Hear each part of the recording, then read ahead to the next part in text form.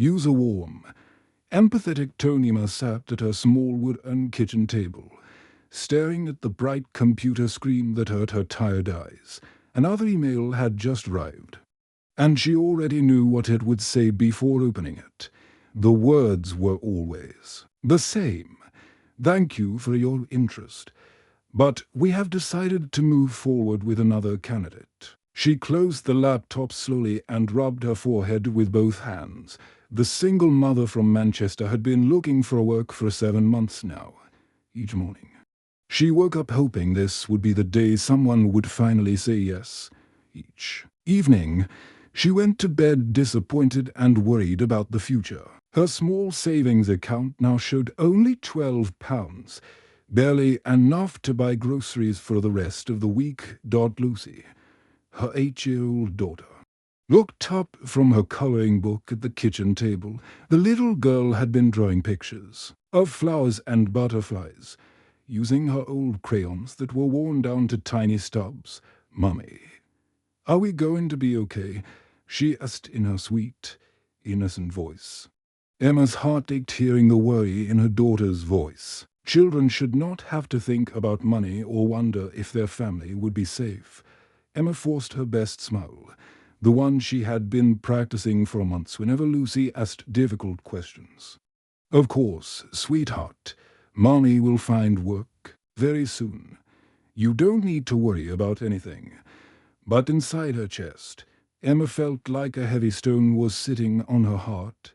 The worry pressed down on her shoulders every single day. She had worked in office administration for 6 whole years before her company suddenly closed down.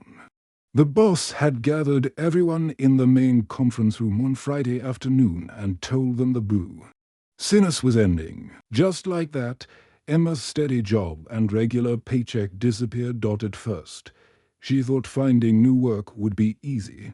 She had good experience, excellent references, and had always been a reliable employee. But despite her qualifications and positive attitude, every single job interview ended the same disappointing way. The employers were always polite and professional. They shook her hand, smiled, and promised to keep her resume on file for future opportunities. But the phone calls offering jobs never came. That cold Tuesday morning, Emma was drinking her instant coffee and checking the job websites on her laptop when she saw something that made her heart beat faster.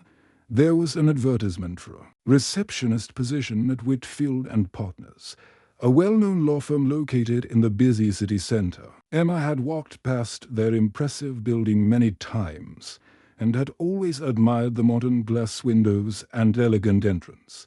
The job posting said they needed someone to answer phones, read clients, and help with basic office tasks. The salary was much less than what Emma had earned at her previous job, but she could not afford to be choosy anymore.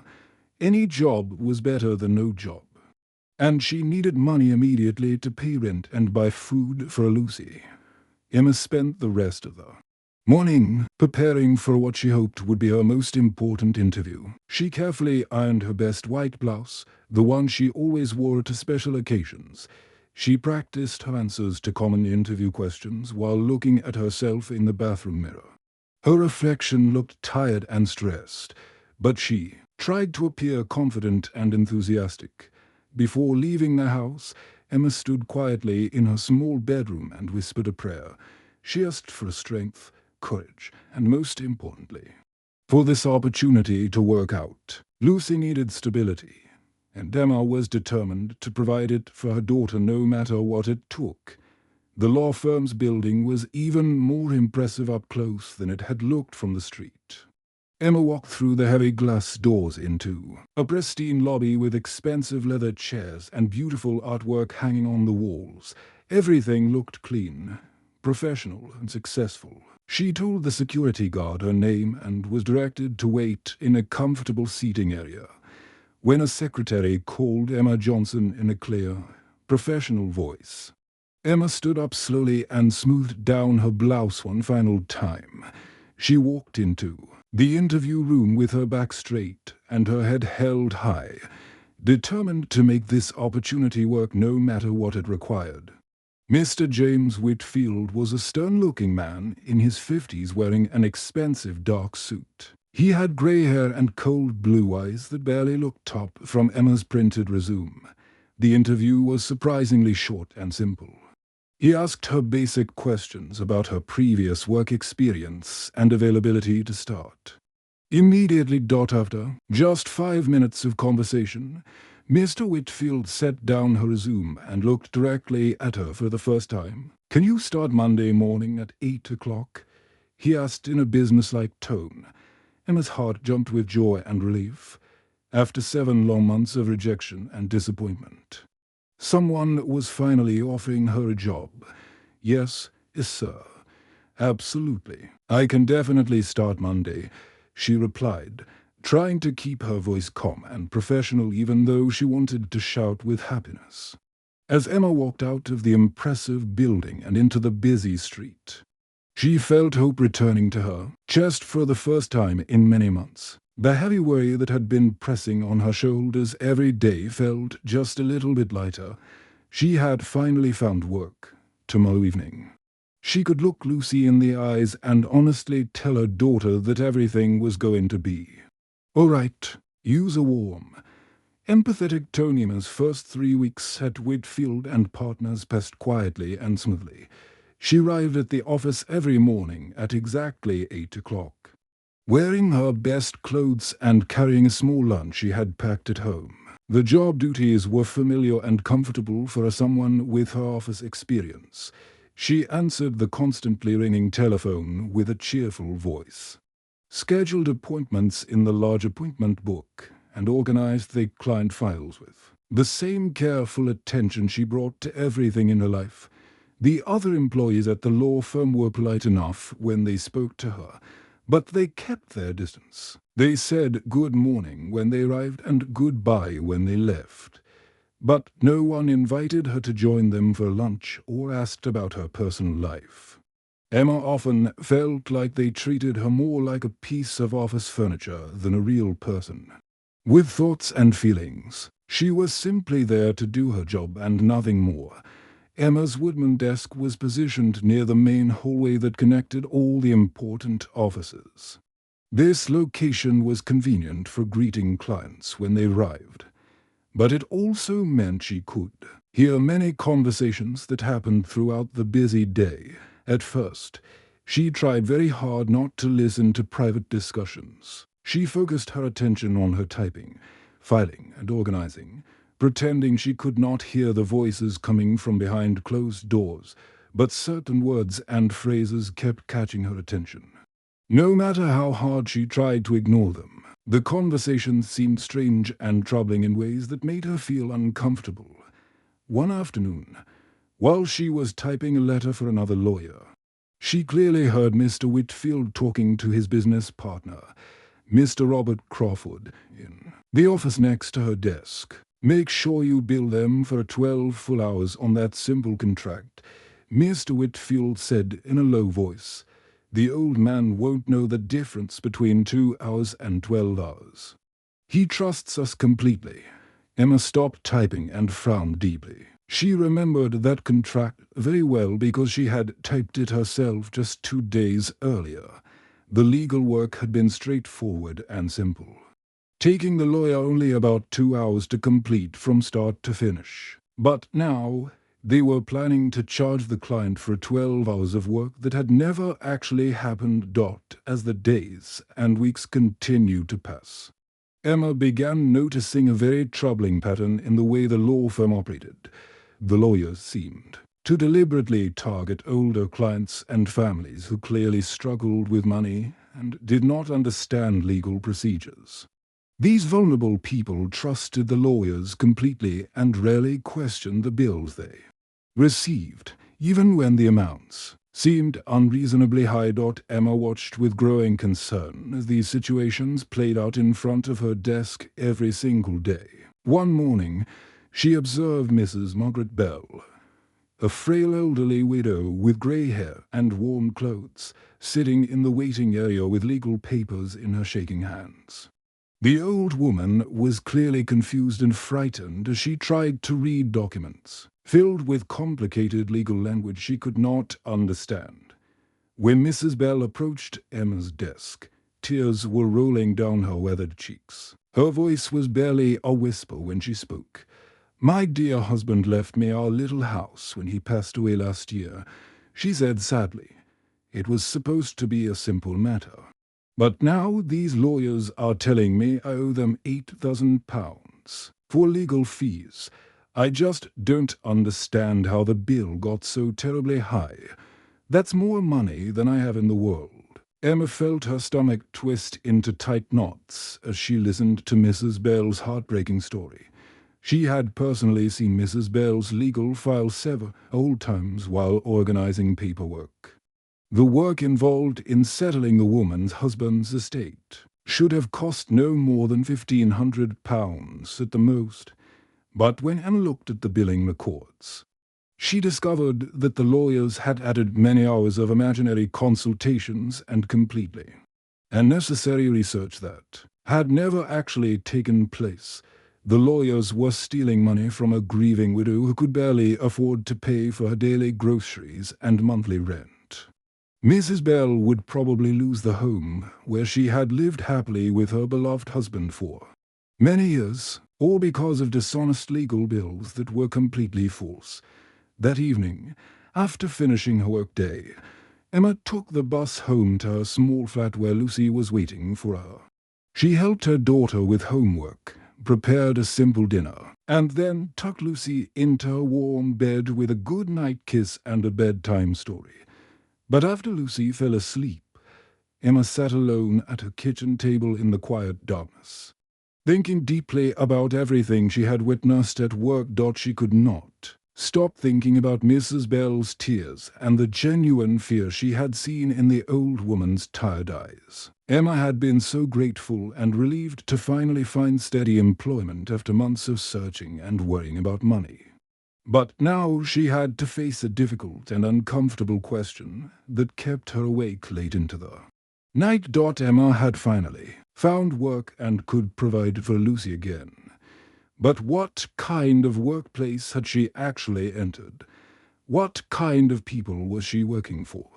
And what did it mean about her own character if she continued to stay silent while innocent people were being cheated and robbed? Use a warm, empathetic Tonima could not sleep at night anymore.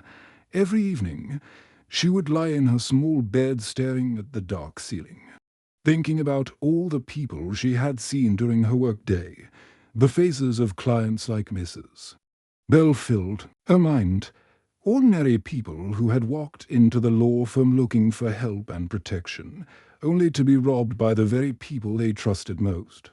These thoughts kept spinning round and round in her head until the early morning hours. After several sleepless nights, Emma decided to start keeping a small notebook hidden in her desk drawer at work. She wrote down everything she observed during the day, using careful handwriting and recording dates and times. The notebook became filled with disturbing stories of people being cheated out of money they could not afford to lose. She wrote about Mr. David Thompson, a hard-working factory worker who had been badly injured when a heavy machine fell on his leg at work. Mr. Thompson walked with a painful limp and needed a simple legal document to help him get compensation from his employer. The work should have taken only a few hours and cost a few £100, but when Anne looked at his bill, she discovered he was being charged for legal work that had never actually happened. The lawyers had invented meetings and research that existed only on paper. Emma also wrote about the Peters family, a young couple who had moved to England from Ireland with their two small children. They needed help with a basic visa application to make sure they could stay in the country legally. The process was straightforward and normally cost only a few £100. But the lawyers at Whitfield and Partners charged them thousands of pounds for unnecessary paperwork and fake consultations that never took place. Emma watched the young mother count out crumpled money from an old envelope, clearly struggling to pay the enormous bill. Every day brought new stories of people being taken advantage of. Emma saw worried parents trying to understand custody papers, confused elderly people signing documents they could not read, and struggling families paying far too much money for a simple legal help. All of these people trusted the lawyers completely and never questioned the high bills they received. After watching these situations for several weeks, Emma finally decided she had to try speaking up. One afternoon, when Mr. Whitfield was alone in his office, she knocked gently on his door and entered with Mr. Thompson's file in her hands. "Mr. Whitfield," she said as carefully as possible, trying to keep her voice steady and professional. "I think there might be an error in the Thompson billing record. The hours listed seem quite high compared to the actual work that was completed for his case." Mr. Whitfield looked up from his desk with cold, angry eyes that made Emma feel like she was shrinking. His voice was sharp and threatening when he spoke. "Emma, your job description is very simple. You answer phones and file papers. You do not question legal work or billing decisions. Those matters should be left to the qualified lawyers who understand these complicated issues. Are we completely clear about your role here?" Emma felt her cheeks burning bright red with shame and embarrassment. Her heart was beating so fast she thought he might hear it across the room. "Yes, sir," she whispered in a voice so quiet she could barely hear herself. She quickly left his office and returned to her desk, feeling smaller and more helpless than she had in months. But the uncomfortable feelings would not go away. How could she possibly stay silent when she watched innocent people being cheated every single day? Each morning brought new faces through the office doors, worried parents, confused seniors, struggling families, all being taken advantage of by people they believed would help them. The worst part is that these clients truly trusted the lawyers. They believed they were paying fair prices for honest legal help. They had no idea they were being mobbed by people who were supposed to protect them and follow the law. Lucy began noticing that something was wrong with her mother. One evening, while Emma was helping her with homework at the kitchen table, the little girl looked up with concerned eyes. "Mummy, you look sad all the time now," Lucy said in her sweet, innocent voice. "Don't you like your new job anymore? I thought you were happy when you found work." Emma felt her heart break a little more.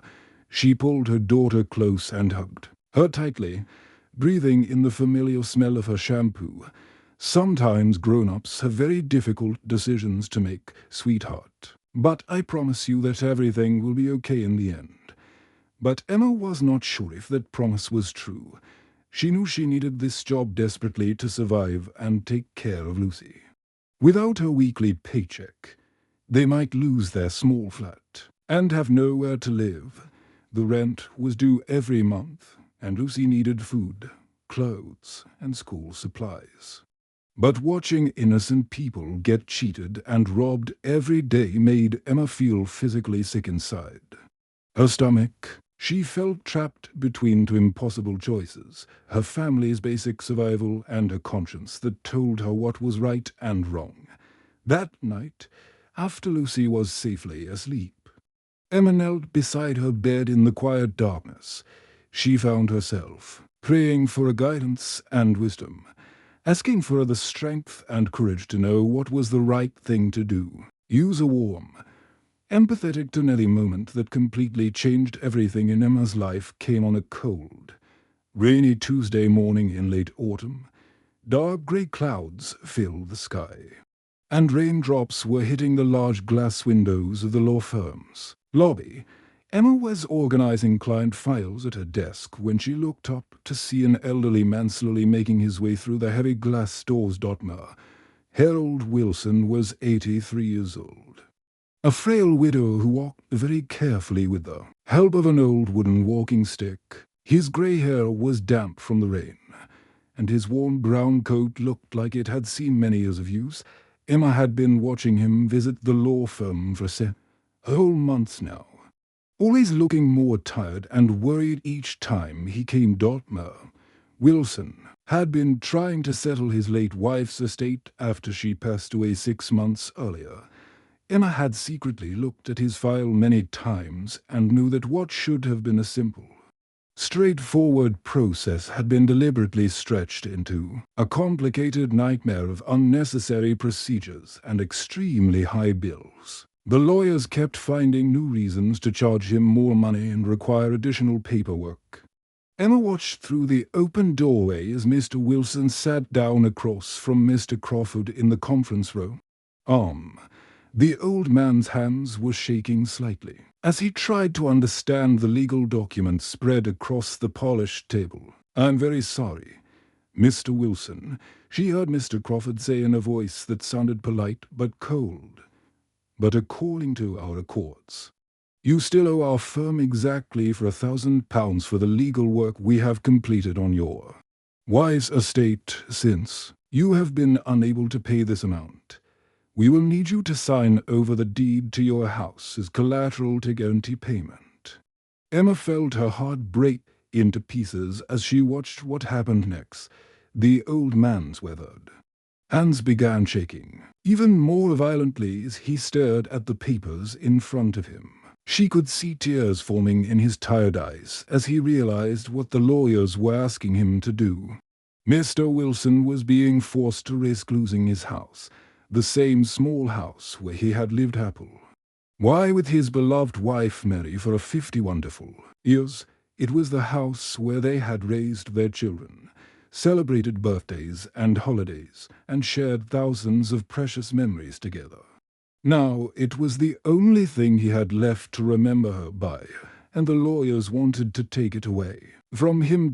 Emma knew from looking at his file that the actual legal work should have cost no more than £800. But the lawyers had invented countless fake meetings, and necessary research, and imaginary consultations to inflate the bill to an amount the old man could never afford to pay. That evening, Emma sat at her kitchen table long after Lucy had gone to bed. She stared out the window at the dark street and made the most important decision of her entire life. She could not watch one more innocent person get hurt and robbed while she stayed silent just to protect her own job and security. The next morning, Emma woke up early and looked up the phone number for the Law Society's Ethics Board. This was the organization responsible for making sure lawyers followed the rules and treated their clients fairly and honestly. Emma's hands were trembling as she dialed the number, but her voice was clear and steady when the investigator answered the phone. "My name is Emma Johnson," she said, taking a deep breath to calm her nerves. "I work as a receptionist at Whitfield and Partners law firm, and I need to report serious misconduct. I have evidence of systematic fraud against vulnerable clients. I've been documenting everything I've observed for several weeks." The investigator asked her many detailed questions and scheduled a meeting for the following day. Emma spent that entire night organizing all the evidence she had been secretly collecting: copies of files, billing records, and pages from her small notebook where she had written down everything she had witnessed. Within just 3 days, official investigators from the Law Society arrived at Whitfield and Partners. They wore serious expressions and carried briefcases full of legal documents.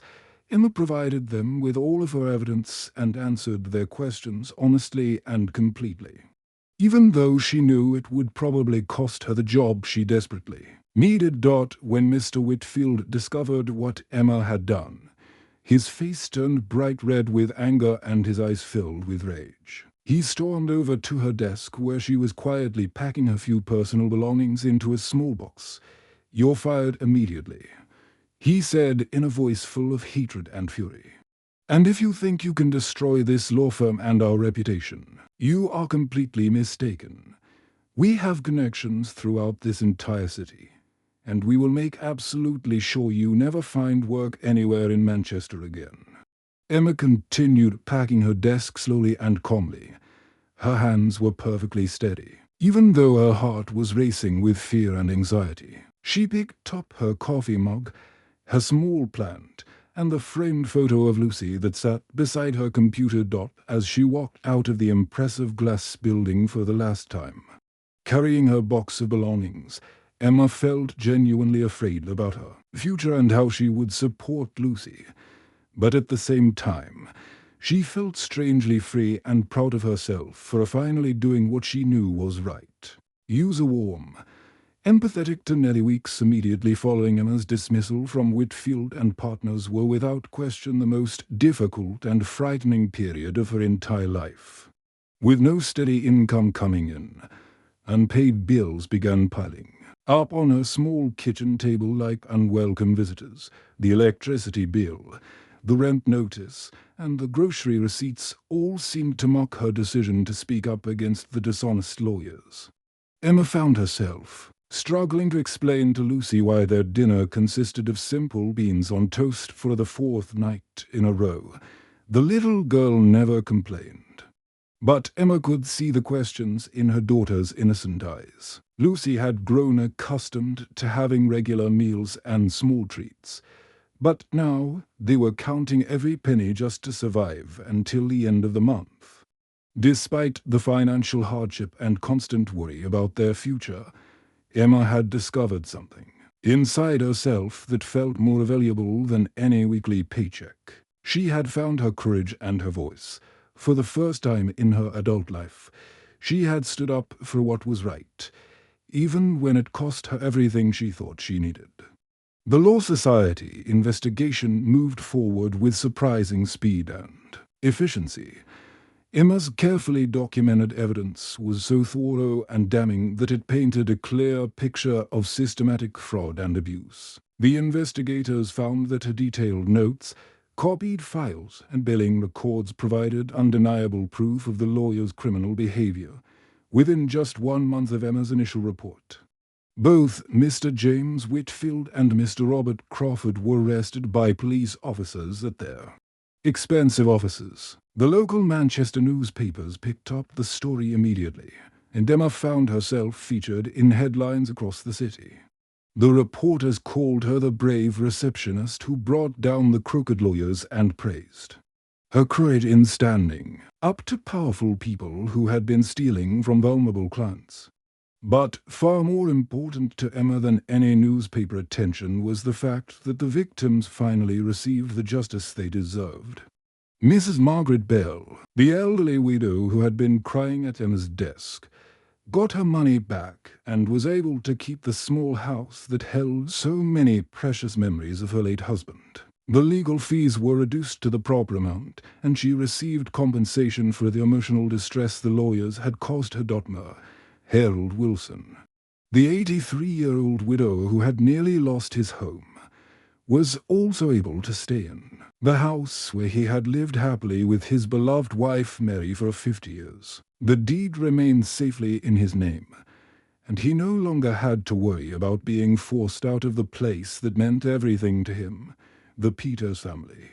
The young Irish immigrants who had been overcharged thousands of pounds for their simple visa application received full compensation that helped them start their new life in England properly. They were able to rent a better apartment and buy proper clothes and school supplies for their 2 young children. When the criminal trial began, several months later, Emma was called to testify as the key witness against her former employers. She wore her best dress and spoke clearly and honestly about everything she had witnessed during her time working at the law firm. Her voice remained steady as she described the systematic fraud and the heartbreak she had seen on the faces of innocent clients. The judge, an older woman with kind eyes and grey hair, praised Emma's actions during the court proceedings. "You could have easily stayed silent and kept your job," the judge told her from the bench. "Instead, you chose to protect people you barely knew, people who had no way to protect themselves. That decision required remarkable character and exceptional moral courage." 6 months after losing her job at Whitfield and Partners, Emma received an unexpected phone call that would change her life once again. The representative from the Law Society explained that they were impressed by her integrity and attention to detail. They offered her a position as a client advocate, helping people who had been mistreated or taken advantage of by dishonest legal professionals on her first day at the new job. Emma made a deliberate choice to wear the same white blouse she had worn to her original interview at Whitfield and Partners. But this time, everything was completely different. She walked into the building with her head held high and her heart full of pride and purpose. She was no longer desperate for any job that would pay her bills.